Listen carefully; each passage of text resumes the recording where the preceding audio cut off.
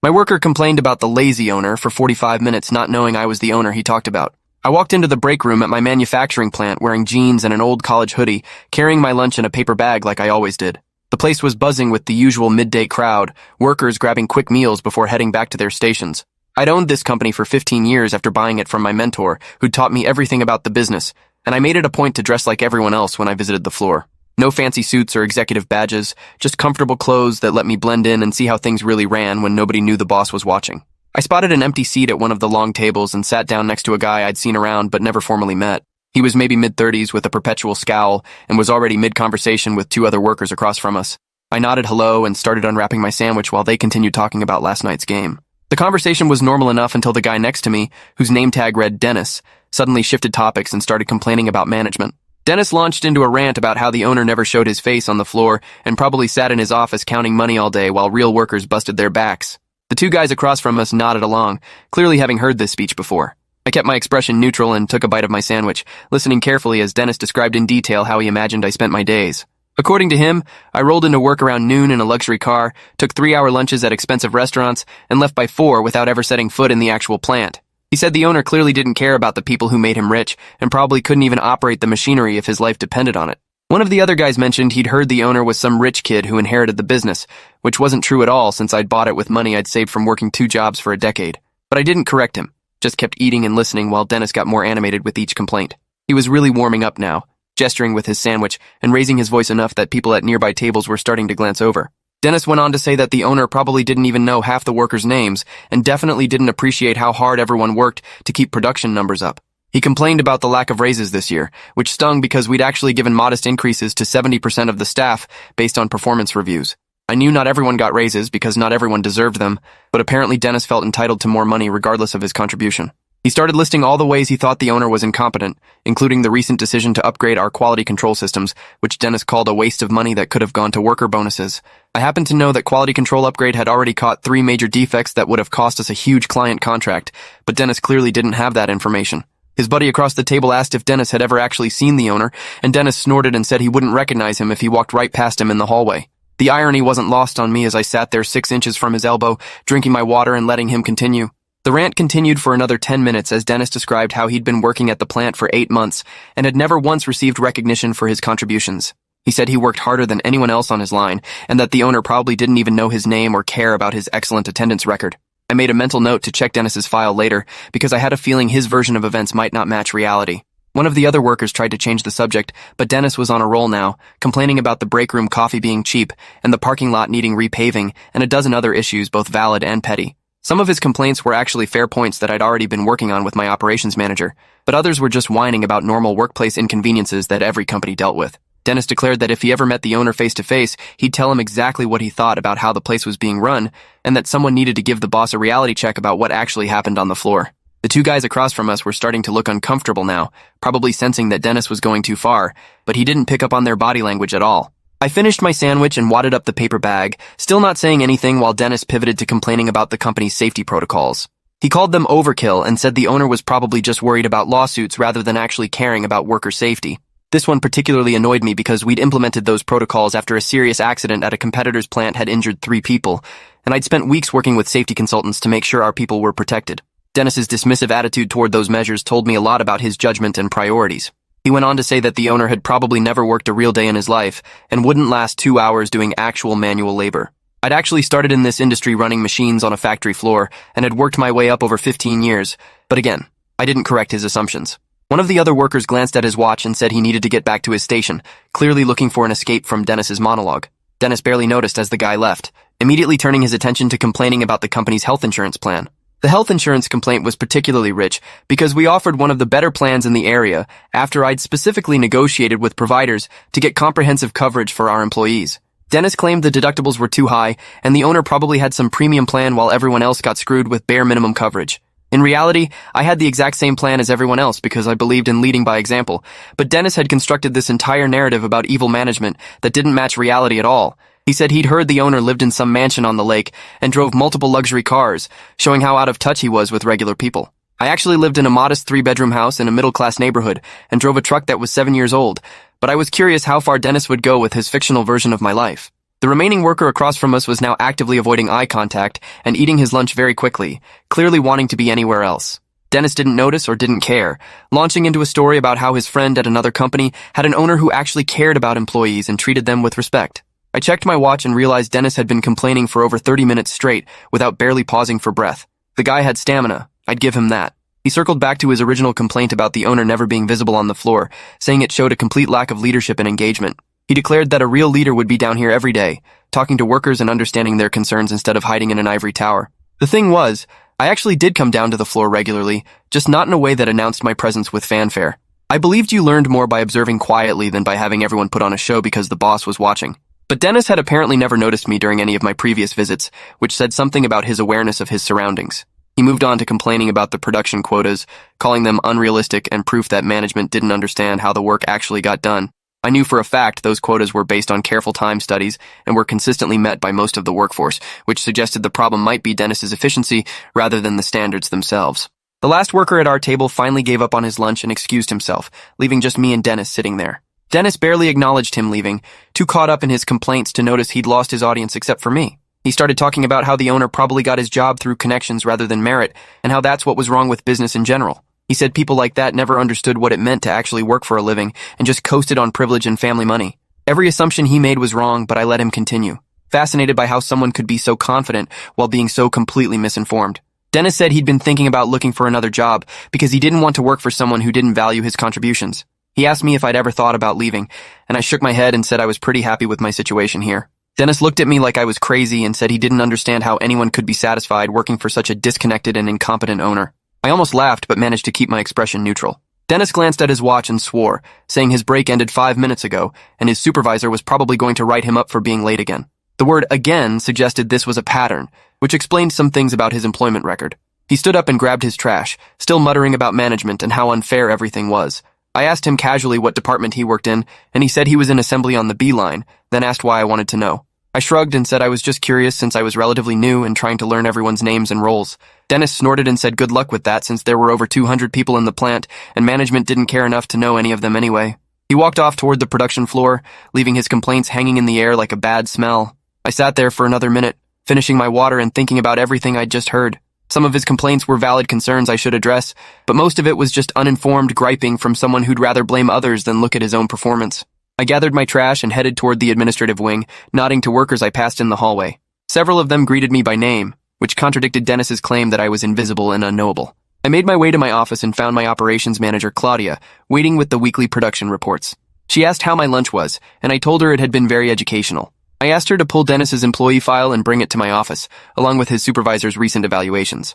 Claudia raised an eyebrow but didn't ask questions, just nodded and left to get the information.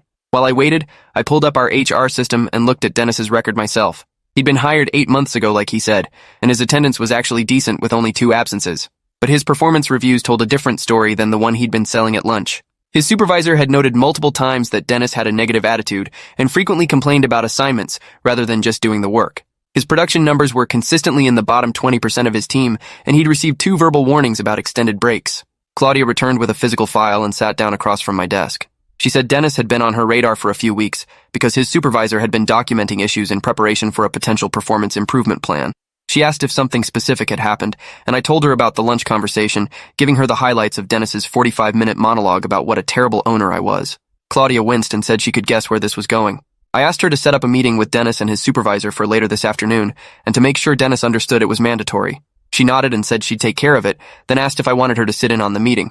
I said yes because I wanted a witness to whatever conversation we were about to have. Claudia left to make the arrangements, and I spent the next hour reviewing Dennis's complete file, including his original job application and interview notes. Nothing in his background suggested he'd be a problem employee, but clearly something had gone wrong since he'd started. The meeting was scheduled for 3 o'clock in the small conference room near my office. I arrived a few minutes early and found Dennis's supervisor, a veteran employee named Russell, already waiting. Russell had been with the company for 12 years and was one of my most reliable managers, someone who knew how to balance pushing for productivity with treating his team fairly. He asked if this was about Dennis, and I confirmed it was. Russell sighed and said he'd been afraid this was coming because Dennis's attitude had been getting worse over the past few months. He said Dennis seemed to think the rules didn't apply to him and that he deserved special treatment despite his mediocre performance. Russell had tried coaching and direct feedback, but nothing seemed to get through to Dennis, who always had an excuse or blamed someone else for his shortcomings. Claudia arrived with Dennis a few minutes later, and I could see the confusion on Dennis's face when he realized he was being led to a meeting with people he didn't recognize. Russell, he knew, but Claudia and I were strangers to him despite the fact that I'd sat next to him at lunch just a few hours ago. Dennis sat down across from me looking annoyed and asked what this was about because he needed to get back to his station. Russell started to speak, but I held up a hand and said I'd take this one. I introduced myself by name and title and watched Dennis's face go from annoyed to confused to absolutely horrified as he realized who I was. The color drained from his face and his mouth opened and closed a few times without any sound coming out. I let the silence hang there for a moment before saying I'd had a very interesting lunch today where I'd learned a lot about what one of my employees thought of me and my leadership. Dennis started stammering out an apology, but I cut him off and said I wasn't interested in apologies right now. I was interested in facts. I asked him to tell me about his performance over the past 8 months, and specifically why he thought he deserved recognition when his numbers were consistently at the bottom of his team. Dennis's stammering got worse, and he looked to Russell for help, but Russell just sat there with his arms crossed, waiting for Dennis to answer the question. I walked Dennis through his performance record point by point, contrasting what he'd said at lunch with what his file actually showed. He'd claimed he worked harder than anyone else, but his production numbers said otherwise. He'd said he had perfect attendance, but he actually had 2 absences and a pattern of extended breaks. He'd claimed he never got recognition, but I could see from his file that Russell had given him positive feedback on the few occasions when Dennis actually performed well. Every complaint Dennis had made about being undervalued fell apart when confronted with documentation of his actual performance. I asked him if he could explain the discrepancy between his perception and reality, and Dennis just sat there looking at his hands. Finally, he mumbled something about how the quotas were too high, and he was doing the best he could. I pointed out that 70% of his coworkers had no trouble meeting those same quotas, which suggested the problem wasn't the standards. Russell added that he'd offered Dennis additional training multiple times, but Dennis had always refused, saying he already knew how to do the job. I moved on to Dennis's complaints about me personally, the ones where he'd painted me as some lazy, disconnected rich kid who'd never worked a day in my life. I gave him a brief summary of my actual background, including the 2 jobs I'd worked to save up money to buy this business, the 15 years I'd spent learning every aspect of the operation, and the regular floor visits where I observed and listened without announcing myself. I asked Dennis if he remembered ever seeing me on the floor before today, and he shook his head. I said that was interesting because I'd been within 20 feet of him at least a dozen times over the past 8 months, but he'd been too busy complaining to his coworkers to notice. Dennis looked like he wanted to disappear into his chair. I told him that some of his complaints at lunch were actually fair points that I was already working to address, like the parking lot and some of the break room amenities. But the way he'd presented those concerns, wrapped in personal attacks and false assumptions, made it impossible for me to take him seriously as someone who wanted to improve the workplace. I asked Dennis why he'd stayed with the company for 8 months if he was so unhappy, and he didn't have a good answer. He mumbled something about the job market and needing the income, which was honest at least. I told him that I understood not every job was a perfect fit, and that sometimes the best thing for everyone was to part ways. Dennis's eyes widened, and he asked if I was firing him. I said I was giving him a choice because I believed in treating people fairly, even when they'd been trash-talking me for 45 minutes straight. Option 1 was a performance improvement plan, where he'd work closely with Russell to bring his numbers up to acceptable standards and fix his attitude problems. The plan would last 90 days, and if he couldn't meet the clearly defined goals, his employment would be terminated. Option 2 was to resign today with 2 weeks of severance pay and a neutral reference that simply confirmed his dates of employment. I told him to think about it for exactly 5 minutes and then let me know his decision. Dennis sat in silence for those 5 minutes while Claudia checked her phone and Russell stared at the wall. I could see Dennis's mind working, probably calculating his finances and job prospects against the humiliation of staying here after everything he'd said. When the 5 minutes were up, I asked for his decision. Dennis cleared his throat and said he'd take the severance package and resign. I nodded and told Claudia to draw up the paperwork. I asked Dennis if he'd learned anything from this experience, and he finally made eye contact with me for the first time. He said quietly that he'd learned not to judge people based on assumptions, and that he should have focused more on his own performance instead of criticizing others. I told him that was a good start, and that I hoped he'd take those lessons to his next job. I also told him that despite everything, I didn't wish him ill, and hoped he'd find a position that was a better fit for his skills and attitude. Dennis nodded and thanked me, which seemed genuine even if it was motivated by wanting to leave with the severance intact. Claudia escorted Dennis to HR to complete his exit paperwork, while Russell stayed behind. Russell said he was sorry he hadn't dealt with Dennis's attitude problems more aggressively earlier, but I told him he'd documented everything properly, and that was what mattered. I asked Russell to share the story with his other supervisors as a teaching moment about the importance of maintaining professionalism and not making assumptions. Russell agreed and asked if I wanted him to address Dennis's complaints about me with his team. I thought about it and said yes, but to keep it factual rather than defensive. Let them know that I do visit the floor regularly, that I do care about working conditions, and that I'm always open to constructive feedback delivered through appropriate channels. Russell said he'd handle it and left to get back to his shift. I sat alone in the conference room for a few minutes, thinking about the whole bizarre situation. Part of me was angry at Dennis's disrespect, but another part understood that he'd constructed a narrative to explain his own dissatisfaction without having complete information. Later that afternoon, I called a brief meeting with my management team to discuss what had happened and what we could learn from it. I told them the full story about Dennis's lunch rant and the subsequent meeting and asked for their honest feedback about whether there was truth in any of his complaints. My production manager said that communication from leadership could always be better and that maybe I should consider more visible floor walks instead of trying to blend in. My HR director suggested we implement more regular town halls where employees could ask questions and raise concerns directly. My CFO pointed out that we'd had good financial results this quarter and maybe we could accelerate some of the facility improvements that employees had been asking for. These were all good suggestions, and I told them to start working on implementation plans. I wanted Dennis's complaints, even if poorly delivered, to result in positive changes that would benefit everyone. That was the difference between destructive criticism and constructive feedback, and I wanted my team to understand that distinction. Over the next few weeks, I made a point of being more visible on the floor, introducing myself to workers who didn't know me and having brief conversations about their roles and concerns. The reactions were mixed, with some people seeming nervous about talking to the owner and others appreciating the direct access. I implemented monthly town halls where anyone could ask questions, and while attendance was sparse at first, it gradually improved as people realized it was a safe space for honest dialogue.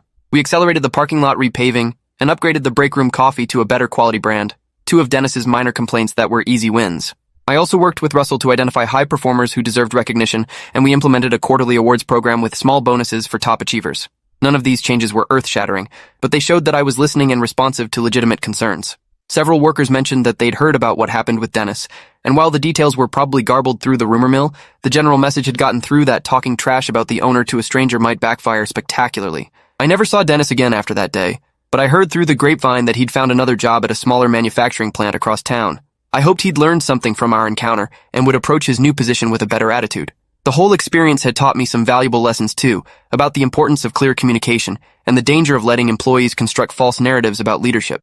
I realized that my preference for quiet observation had some benefits, but also created information gaps that people filled with assumptions and speculation. Finding the right balance between being accessible and being overbearing was tricky, but I was committed to improving. I also learned that sometimes the harshest critics have the weakest performance records, and that people who spend all their time complaining often do so to avoid looking at their own shortcomings. Dennis had been so convinced of his own excellence and my incompetence that he'd never stopped to question whether his perceptions matched reality.